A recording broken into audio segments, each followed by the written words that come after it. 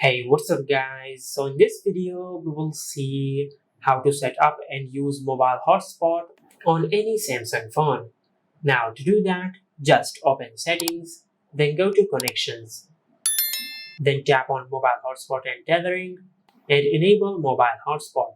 Now just select turn off to turn off Wi-Fi and to enable mobile hotspot. Now once you enable mobile hotspot, just tap on mobile hotspot.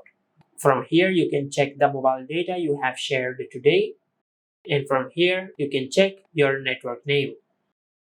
Now, if you tap on network name, you can change the network name of your hotspot, just like that. Now, if you tap on password, you can change the password of your hotspot. Just make sure to enter a code which consists of 8 characters or 8 digits. Then tap on save. Now, if you tap on QR code, you will create a QR code of your mobile hotspot, and you can connect other devices to your mobile hotspot by scanning this QR code from your other devices, just like that. And this is how you can set up and use mobile hotspot on any Samsung phone.